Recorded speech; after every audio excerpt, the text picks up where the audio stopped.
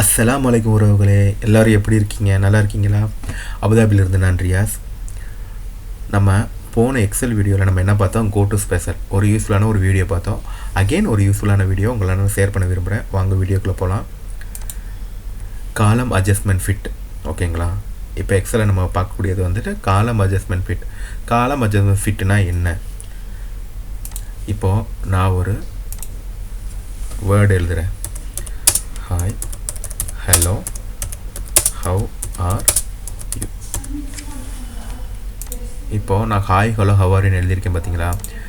எனக்கு வந்து நான் ஈங்கிற காலத்தில் நான் இந்த வேர்டு எழுதியிருக்கேன். அப்போனா எனக்கு இந்த ஈங்கிற காலத்தில் எனக்கு hi hello how are you fit ஆகி வரணும். உடனே நம்ம என்ன பண்ணுவோம்? இங்கே வச்சு ஸ்கோரில் வச்சு நம்ம இழுத்து நம்ம வைப்போம். இழுத்து வைக்கும் போது உங்கள் தேவையான டெக்ஸ்ட்டு வந்து எங்கே வரைக்கும் நம்ம டைப் பண்ணியிருக்கோமோ அது வரைக்கும் நம்ம இழுத்து வச்சுருக்கோம். எனக்கு இப்படிலாம் வேணாம். நான் ஆட்டோமேட்டிக்காக நான் எழுதுறது வந்து எனக்கு ஃபிட் ஆகி காமிக்கணும். நான் எந்த காலத்தில் எழுதுறேனோ ஆட்டோமேட்டிக்காக எனக்கு ஃபிட் ஆகி காமிக்கிறது தான் இதுக்குள்ளே ஒரு ரீசன், ஓகேங்களா? இப்போ நான் சும்மா டெலீட் பண்ணிக்கிறேன் எழுதுறத.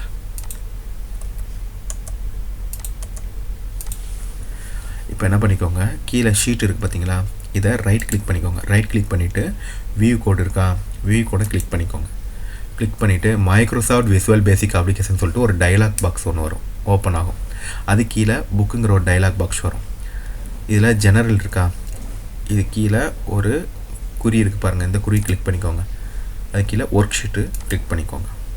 ப்ரைவேட் சப் ஒர்க் ஷீட்டுன்னு ஒரு வேர்டு காமிக்கும். இது கீழே நம்ம வந்து டெக்ஸ்ட்டு கோடு ஜென்ரேட் பண்ண போகிறோம், ஓகேங்களா? செல்ஸ் டாட் என்டையர் காலம், என்டையர் காலத்தை ஆரோ வச்சு டபுள் கிளிக் பண்ணிக்கோங்க. Dot autofit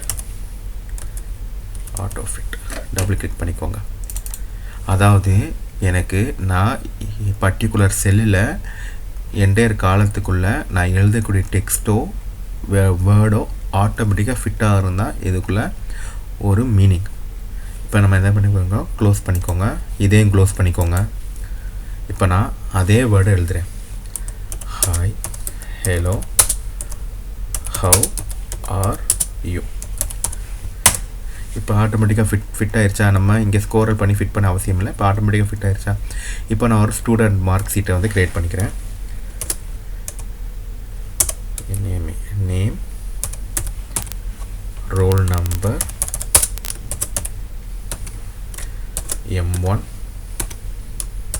M2.